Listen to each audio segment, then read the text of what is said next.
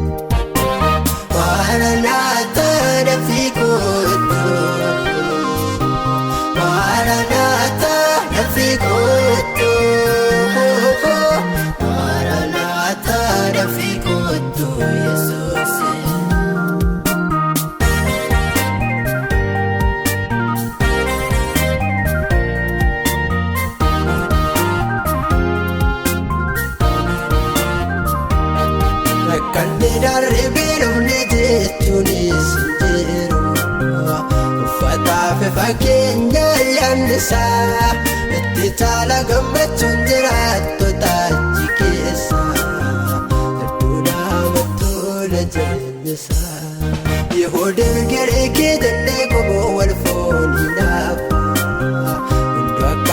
gosaatti wal jaallata bara walqixxummaa mirkanaa'u eegaa jirra ariifadhu nuuf kottu Maranatha. Hin turine dafii kottu, hin turine dafii kottu, hin turine dafii kottu Yesuusi. Ebonne osa qoraan nageenye ijaan arguudhaaf hawwine abana mujannanne tuffaame ijoolleen keedhan oreeffanne. Ebonne osa qoraan nageenye ijaan arguudhaaf hawwine abana mujannanne tuffaame ijoolleen keedhan oreeffanne. Maranatha dafii kottu, Maranatha dafii kottu, Maranatha dafii kottu Yesuusi.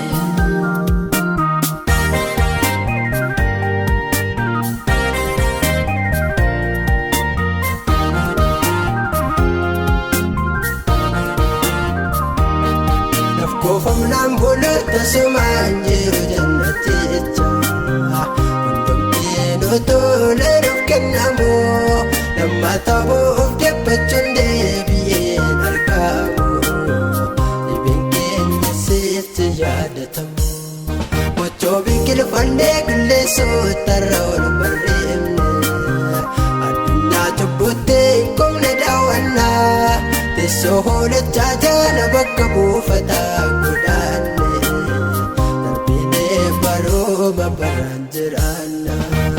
Hin turine dafii kottu, hin turine dafii kottu, hin turine dafii kottu Yesuusi.